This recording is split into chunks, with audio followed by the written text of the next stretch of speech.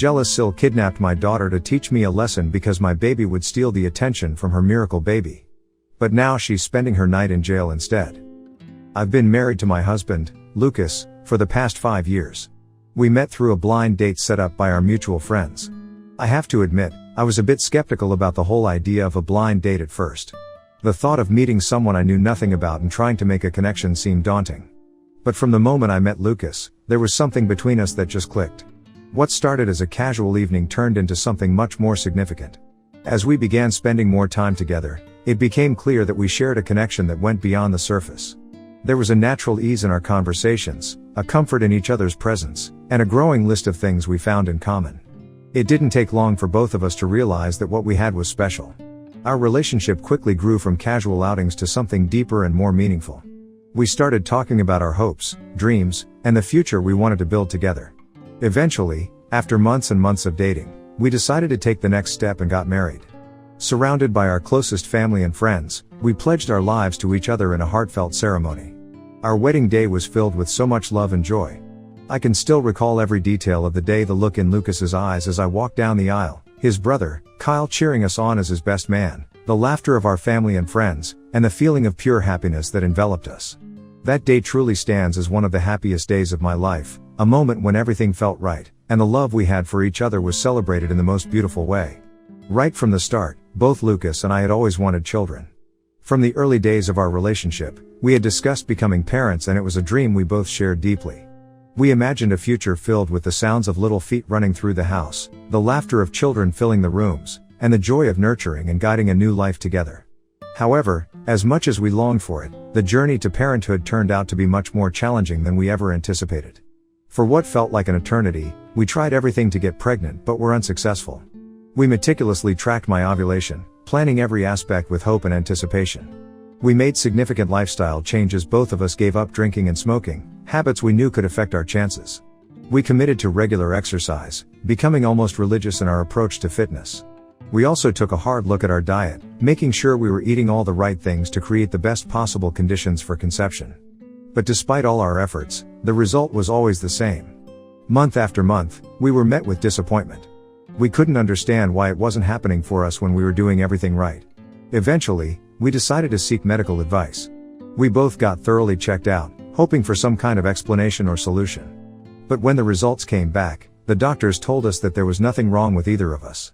They said everything looked perfectly normal, and that sometimes, it just takes time. Their advice was to be patient and trust that the process would work someday. Hearing that was both a relief and a source of frustration. On one hand, it was comforting to know that there wasn't an underlying issue preventing us from conceiving. On the other hand, being told to just wait and see felt so uncertain. Patience, as they say, is a virtue, but it's not an easy one to practice when you're waiting for something you want so desperately.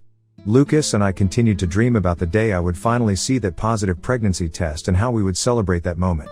As luck would have it, last year, our patience finally paid off.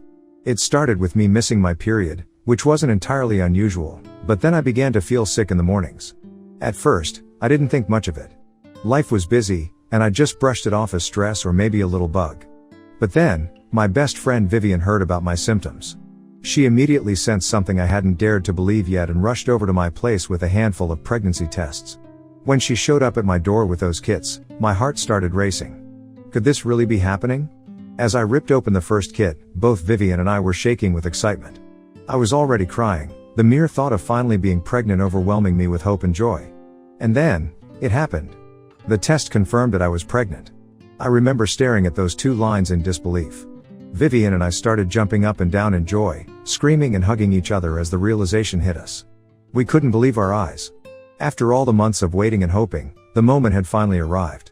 That evening, I knew I wanted to make the moment just as special for Lucas. My husband had been on this journey with me every step of the way, and I wanted the news to be a memory we would cherish forever. With Vivian's help, I planned a sweet little surprise.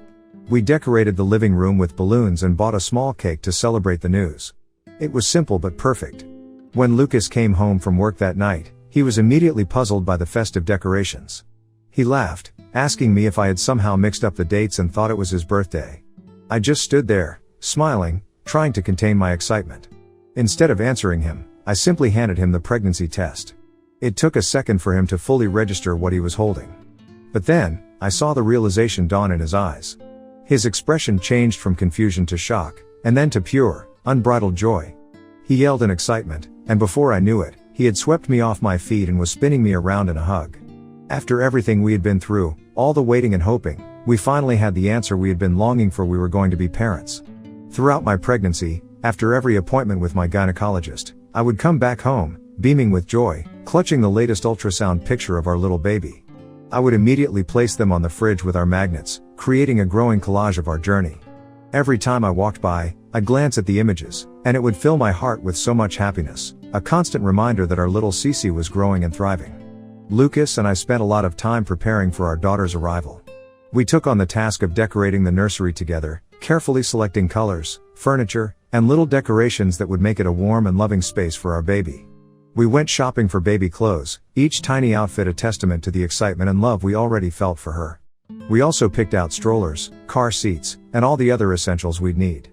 Every decision was made with so much care and thought, imagining how it would all come together when Cece finally arrived. After reaching the 12-week mark, which felt like a significant milestone, Lucas and I decided it was time to share the news with our families. We wanted to do it in a way that felt special and personal, so we planned a small dinner at our place. We invited only our closest family members, under the pretext of a casual gathering. No one had any idea what was coming, and we were so excited to see their reactions. The evening of dinner arrived, and the house was filled with the warmth and chatter of family. As I looked around, I noticed that Lucas's younger brother, Kyle, had arrived with his girlfriend. I was a little surprised, to be honest. We had specifically mentioned that this was going to be a gathering of family members only, and it threw me off that he had brought a random woman without checking with us first. But knowing Kyle and his spontaneous nature, we decided not to make a fuss about it and just let it go. Kyle introduced his girlfriend, Jasmine, to everyone at the dinner. She was a divorcee with a child from her previous marriage, and it was obvious that she was significantly older than Kyle. They had apparently met at the gym recently and hit it off. Throughout the evening, both Kyle and Jasmine kept behaving like horny, little teenagers. They kept grabbing each other, kissing, and making noises that were hard to ignore, especially in front of everyone. It was more than a little uncomfortable, and I could sense that I wasn't the only one who felt that way. Despite this awkwardness, I was determined not to let it derail the evening. As we all sat down for dinner, Lucas and I exchanged a glance, silently agreeing that it was time. We stood up, and Lucas cleared his throat to get everyone's attention. "We have something to share with you all," Lucas said, his voice full of excitement. With that, I brought out the collection of ultrasound pictures that I had been collecting. As I held them up for everyone to see, I announced with a smile, "We're pregnant." For a moment, there was silence as everyone looked at our faces, processing what we had just said. Then, the room exploded with joy. Everyone jumped up from their seats, rushing to hug us, congratulate us, and share in our happiness. The atmosphere was suddenly electric with excitement and love. Lucas's parents were especially thrilled. This was going to be their first grandchild, and I could see the pride and happiness shining in their eyes. They had known how hard we had been trying, and this news meant the world to them. My own mother was in tears as she hugged me tightly. "Are you okay, sweetheart?" she asked, her voice choked with emotion as tears streamed down her face. I nodded, smiling through my own tears. "Yes, Mom. I'm more than okay." My brother and his wife hugged Lucas and me, expressing how thrilled they were that we were finally going to be parents. They couldn't wait to help us out and share tips for being first-time parents. I confessed how nervous I was and how I kept overthinking every decision. My brother reassured me that he felt the same way before my niece was born, and his wife nodded in agreement. In that moment, nothing else mattered but the love and support of our family. This was what Lucas and I had dreamed of, and now, surrounded by the people we cared about most, it was all coming true. The evening had been filled with so much joy, but there was one person who stood out like a sore thumb: Jasmine. While everyone else was celebrating and sharing in our happiness, Jasmine sat motionless in her chair, glaring at us with a look of unmistakable anger. Her reaction was so starkly different from everyone else's that it was impossible not to notice. I couldn't help but feel a bit uneasy about it. When Kyle came over to hug me, I took the opportunity to quietly ask him what was going on with Jasmine. I wondered if we had somehow offended her, though I couldn't think of anything that might have caused such a reaction. But Kyle just shrugged it off, telling me it wasn't a big deal. He seemed completely unconcerned, as if her behavior was something he was used to. As the evening progressed, we all moved to the living room to enjoy dessert and wine. Naturally, I refrained from drinking, and Lucas joined me in solidarity, choosing not to drink as well. We all settled in, and the conversation naturally turned to babies and pregnancy. I shared details about the nursery we had been putting together, feeling proud of the little space we were creating for Cece. Throughout all of this, Jasmine had remained silent, barely participating in the conversation. But then, out of nowhere, she suddenly spoke up, asking if she could see our nursery. Her request caught me a little off guard, but I didn't see any harm in it. After all, she was a parent herself, and I thought perhaps she might have some helpful suggestions or tips. So I nodded and told her she was welcome to take a look, and I escorted her to the nursery. As we entered the room, I watched her closely and noticed that she didn't seem impressed at all as she viewed the room. Instead, she started pointing out things she thought were wrong with our nursery. She criticized our choice of room, saying it was too well lit for a baby to sleep in, suggesting that we hadn't thought it through. I calmly explained that we were planning to install roll-up curtains to darken the room whenever the baby needed to sleep, but she barely acknowledged my response. Next, she had an opinion about why we had chosen to color the room yellow, instead of a more neutral color. I was taken aback and told her yellow is just a color and it had nothing to do with someone's gender anyway. Then, she turned her attention to the baby clothes we had neatly arranged in the drawers. She scoffed at them, remarking that her son had never liked clothes like these and that we should have consulted other parents before buying what she called cheap knockoff versions. Her tone was dismissive and condescending, and it took me by surprise. Up until that moment, I had been trying to be polite, assuming she might just be a bit blunt, but this crossed a line. I couldn't hold back anymore. "What the hell are you talking about?" I asked her, unable to hide the frustration in my voice. Her words stung, especially after all the effort Lucas and I had put into making everything perfect for our baby. It was clear she had no intention of offering any constructive advice. Instead, it seemed like she was deliberately trying to undermine the happiness of the evening. Just as Jasmine was about to respond, my mother and mother-in-law walked into the nursery, their faces lighting up as they admired the room. They began to gush over how beautiful everything looked, and for a moment, their warmth and praise filled the room, softening the tension that had been building. However, I wasn't ready to let the issue with Jasmine slide. I turned back to her, repeating my question with a firm tone. "What exactly did you mean by that?" Both my mother and mother-in-law noticed that something was off. Sensing the unease, my mother asked me what was wrong.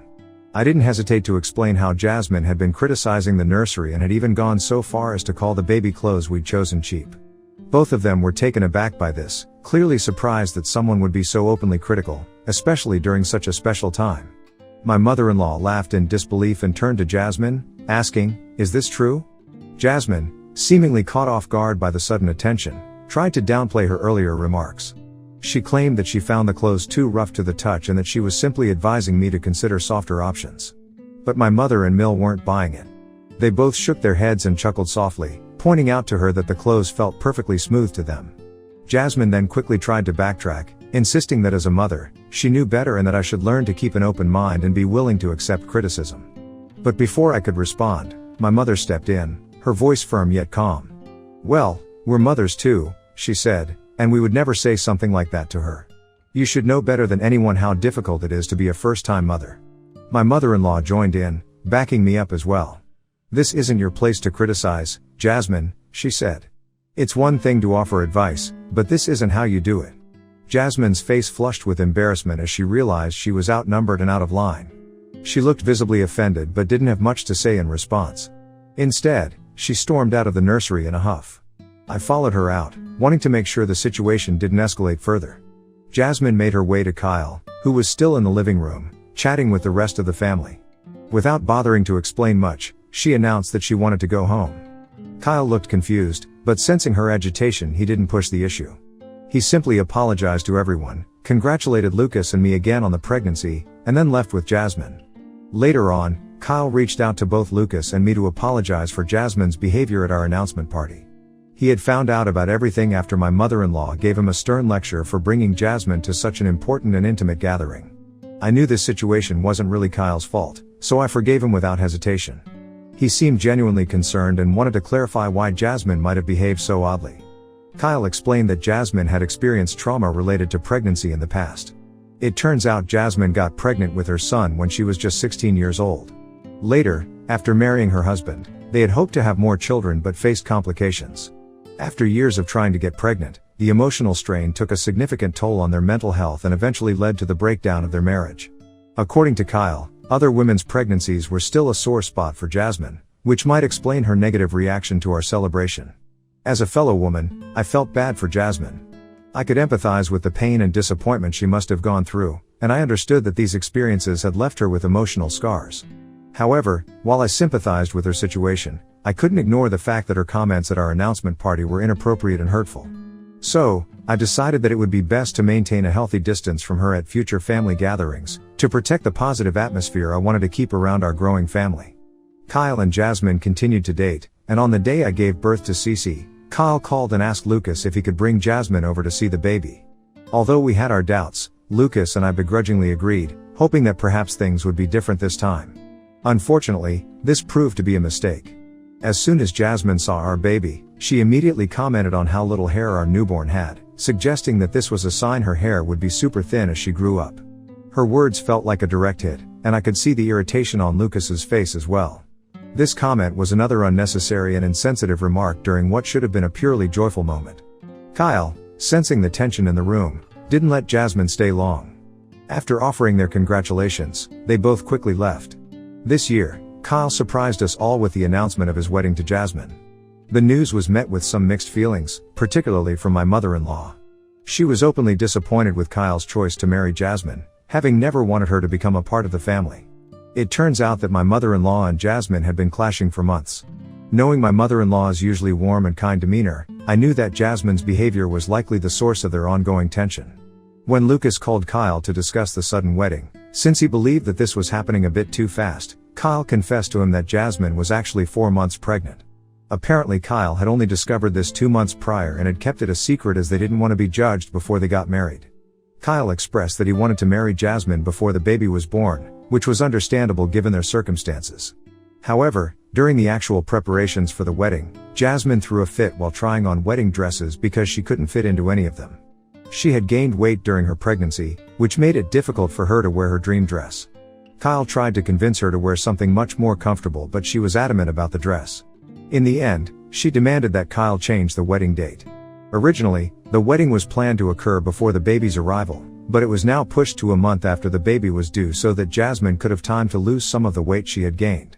Despite the frustration that the change of plans might have caused, everyone understood that this was Jasmine and Kyle's special day, and they had every right to choose a date that made them feel comfortable. A month ago, Jasmine gave birth to her daughter, and Lucas and I had even gone to the hospital to congratulate her and Kyle about the baby. For their approaching wedding, Lucas was going to be Kyle's best man. We were not comfortable leaving Cece behind for the entire day, so we decided to take our daughter with us. My mother-in-law and I discussed it, and we agreed that we could handle taking care of Cece between us. I did try looking into hiring a babysitter for the hotel room at first, but with the rising concerns about child abductions, I felt more comfortable having a known family member look after Cece instead.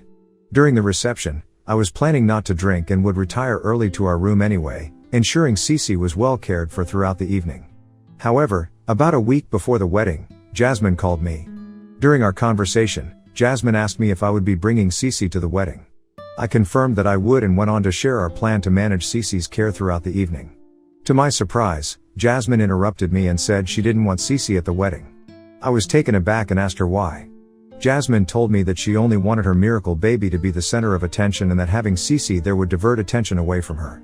I tried to explain that everyone had already met Cece and that no one could ever take any attention away from her on her wedding day. But Jasmine was insistent, and she became increasingly upset. She told me that if I couldn't respect her boundaries, then I wasn't welcome at the wedding. The situation eventually escalated into a huge argument involving Jasmine, Kyle, Lucas, and my mother-in-law. Kyle reached out to me, apologizing for Jasmine's behavior and clarifying that I was still very much invited to the wedding. He urged me not to take Jasmine's words too seriously and assured me that I was free to bring Cece. I was so pissed at Jasmine that I had half a mind to refuse to go to their wedding, but I knew that it was important to support Lucas and be there for his brother's wedding. So, I decided to put my feelings aside and go to the wedding, focusing on making the best of the situation for the sake of family harmony. This now brings us to the situation that occurred. During Kyle's and Jasmine's ceremony, a few relatives couldn't help but admire Cece, cooing over her and noting how cute she looked. Jasmine would occasionally shoot me a disapproving glance whenever our eyes met. It was clear that she still hated the fact that I had brought Cece to her wedding, even though her baby was clearly the star of the event and I was making no effort to steal the spotlight. When the celebration moved on to the reception area, my mother-in-law, Lucas, and I took turns looking after Cece in our hotel room, just as we had planned. Although my mother-in-law got a bit tipsy as the evening progressed, Lucas and I abstained from drinking completely, so we could focus on taking care of Cece. In the middle of the reception, I noticed my mother-in-law, who was supposed to be with Cece at that moment, coming down to our hotel room, frantically searching for me. Something about her demeanor made my heart race. I rushed over to her to find out what was wrong, and Lucas, sensing that something was amiss, followed closely behind. My mother-in-law's voice trembled as she whispered that Cece was missing. My heart felt like it had dropped to the floor. Lucas asked her what she meant by missing since he had just left our daughter in her care in the room. This is when my mother-in-law confessed that Jasmine had come into the room shortly after he had left. Both of them were talking, and at one point, my Mill had to use the washroom, but when she came out, both Cece and Jasmine were gone. Confused, both Lucas and I immediately sought out Kyle, asking him where Jasmine was and why would she even do something like this. Kyle was taken aback by the whole thing as well. Amid the celebrations and the crowd, we alerted the hotel staff to search for both Cece and Jasmine. The staff sprang into action immediately, but despite their efforts, there was no sign of either of them, even after an hour. This is why I felt compelled to call the police.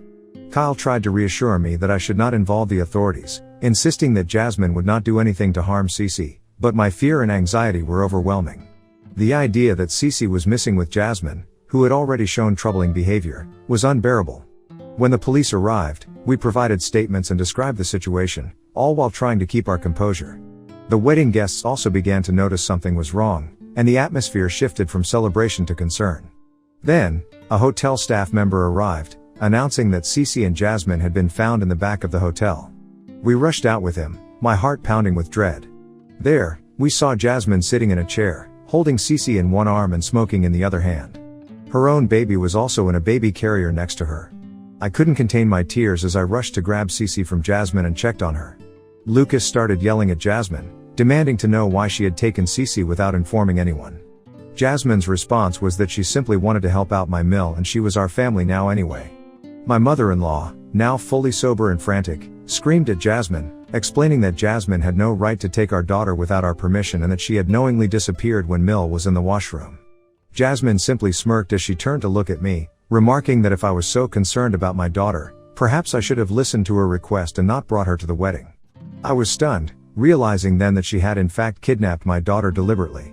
She wanted me to run around scared, searching for my daughter, just to scare me and teach me a lesson, hoping that I would back down the next time she demanded something from me. Kyle tried to pacify us, saying that perhaps this was all just a big misunderstanding. At this point, the police turned to me, asking if I still wanted to press charges. I looked at Jasmine's face and she had no apology or remorse for her actions. I wanted to teach her a lesson to never mess with me or my family again, so I decided to go ahead and press charges for kidnapping. Jasmine's eyes widened in disbelief as she protested, but the police took her into custody right there on the spot. Kyle tried to urge me to reconsider, but my mother-in-law told him that what his wife had done was unforgivable. Ida for getting Jasmine arrested and making her spend her wedding day in jail? Update 1. Wow, I woke up to my notifications blowing up from Reddit. I have to say I still feel shaken after what Jasmine did to us. Last night, I tossed and turned, unable to sleep properly, consumed with worry about my daughter's safety. Kyle has been calling and begging us to drop the charges against Jasmine, insisting that she didn't really mean any harm.